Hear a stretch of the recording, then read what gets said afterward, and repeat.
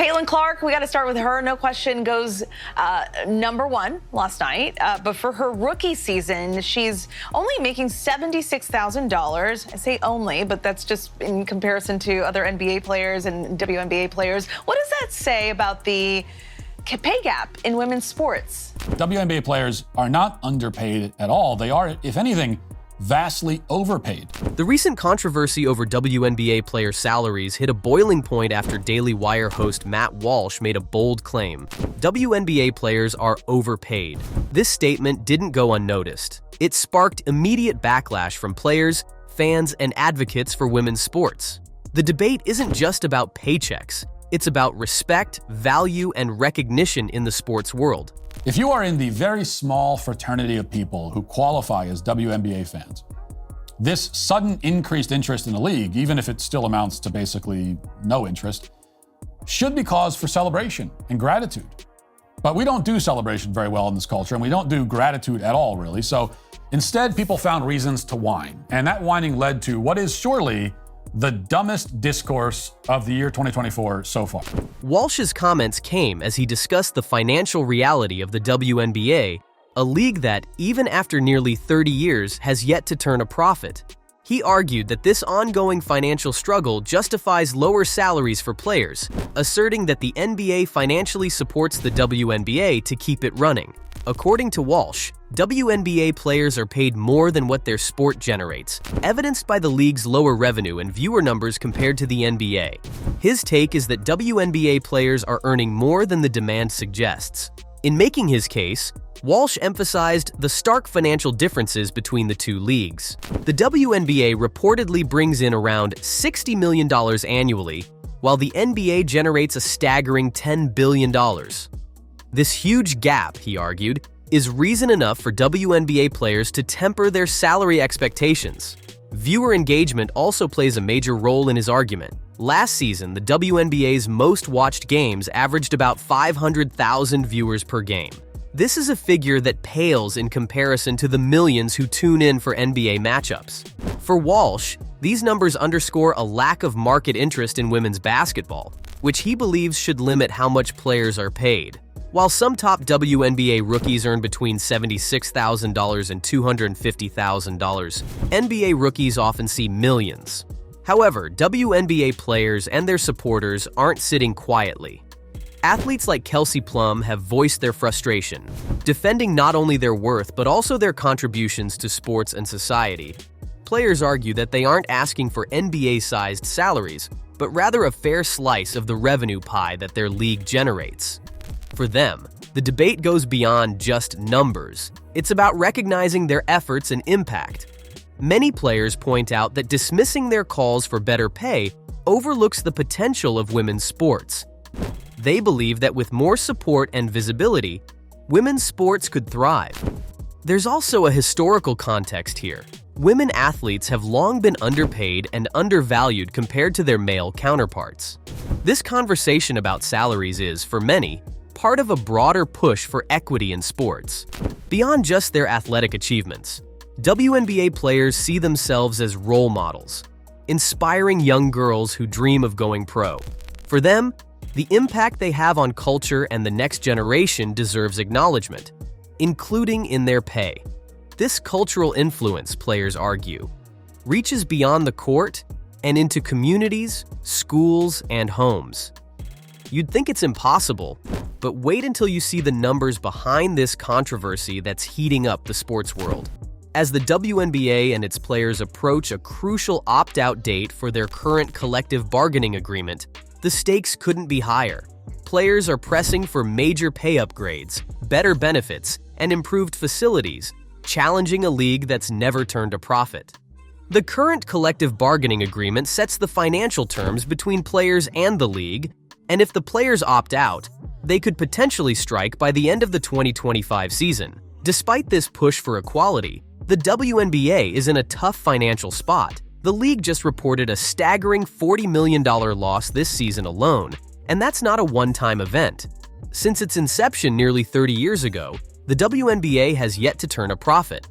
Yes, recent media rights deals with Disney, Amazon Prime, and NBC have brought in an impressive $200 million per year, but that money hasn't yet reached the players.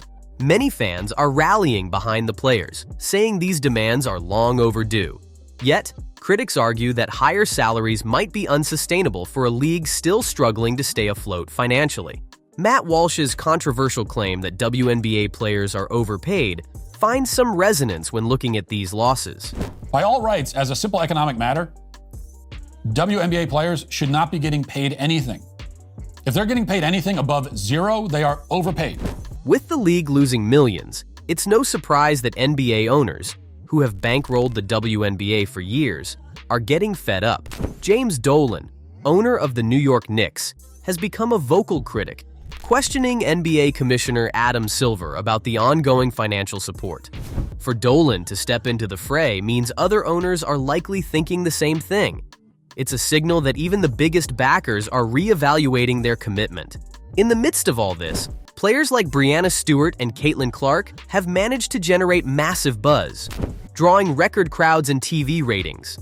The WNBA draft happened this past week, and according to the latest numbers I read, the event usually averages about 14 total viewers, but this year the WNBA draft won record ratings and nearly doubled its normal viewership, and that added audience is largely thanks to Caitlin Clark, who went #1 overall to something called the Indiana Fever.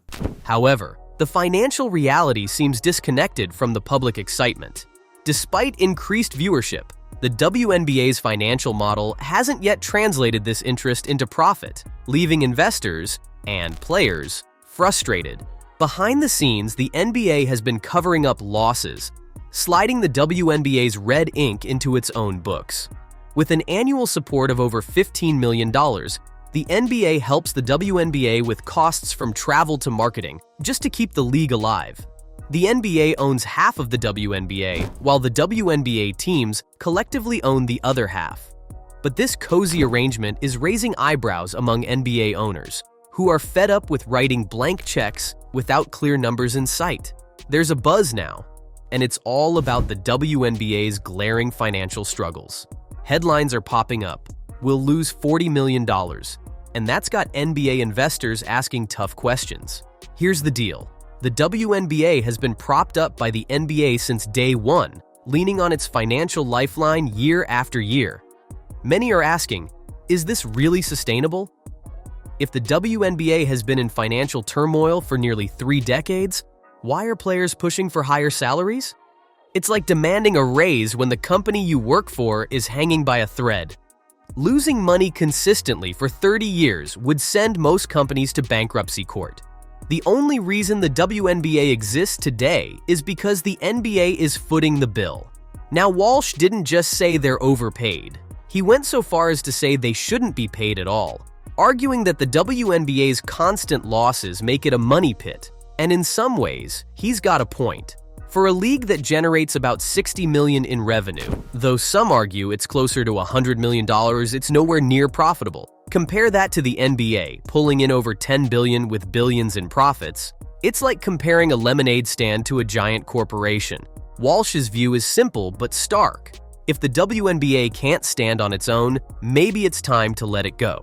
Some fans are furious, saying Walsh just wants to stir the pot, while others think he's on to something. After all, how long can a league survive when it's not making money? Even if the WNBA's revenue is closer to $100 million, it still struggles with no profit. These women are playing in a league that financially shouldn't exist, and no financial expert is needed to see that losing money for 30 years isn't a recipe for success. In the middle of this storm, Caitlin Clark, a new superstar, is shaking up the scene. And Clark, for her part, is easily the most famous women's basketball star of all time. She's so famous that I know her name, though I don't really know anything else about her. Her arrival brings a surge of attention, and some see her as the WNBA's potential savior. Yet not everyone is thrilled. There's tension building within the league. Clark's popularity might change everything, but will it be enough to secure the WNBA's future? The league has only just managed to secure new media rights deals thanks to her, boosting ratings and attracting fans. But here's the twist. If the WNBA players opt out of their current collective bargaining agreement by November 1st, it could spell trouble. Stephanie, it says that the nation is now going to wake up to the inequality in terms of pay, and it will change. The media rights deal for the WNBA is up. There will be negotiations, and Caitlin Clark will change that as well. Clark's fan base has single-handedly boosted ratings and viewership. It's clear, her presence brought the WNBA its recent media deals. Yet players like Angel Reese are slamming Clark's fans, labeling them as racist. It's like a strange war within the league, where instead of welcoming new supporters, they're scaring them off. Fans from Iowa, Indiana Fever supporters, and more feel the backlash, sparking outrage. Imagine the damage this could do. The league finally gets attention, and they're driving these new fans out? Then there's Clark herself taking a beating on the court. What if she gets hurt? One wrong hit, and her career could be over before it truly begins. All the progress would vanish in a flash. Experts suggest the WNBA needs more games, smart marketing, and social media push to hold on to these fans. And beyond Clark, it's time to spotlight other stars too. Build storylines, rivalries, drama that fans can follow. That's what brings loyalty, something beyond one player. Financially, it's an uphill climb. The WNBA's revenue is around $60 million, but profits remain out of reach. With the NBA's ongoing support and new expenses like charter flights, which will cost $50 million over 2 seasons, profitability seems distant. Players, however, have found side incomes through endorsements and social media, using the WNBA as a springboard to bigger deals. This moment feels like a tipping point. Either the WNBA captures this wave and transforms, or it risks fading away. Caitlin Clark can't carry the league alone. A balanced spotlight, respect for the new fan base, and a real plan for profitability are essential. So, are we about to witness a new era, or is time running out? The next steps are crucial. The WNBA is at a crossroads, and the pressure to turn all this hype into actual success has never been greater. Thanks for sticking with us through this heated debate. The WNBA is at a crossroads, and with voices like Matt Walsh stirring the pot, it's clear that the league's future is anything but certain. But what do you think? Should WNBA players get paid more, or does the league need to make some serious changes first? If you enjoyed this breakdown, hit that like button and subscribe for more deep dives into the latest sports controversies. Don't forget to drop a comment. We'd love to hear your take on this. Until next time, stay tuned and stay curious.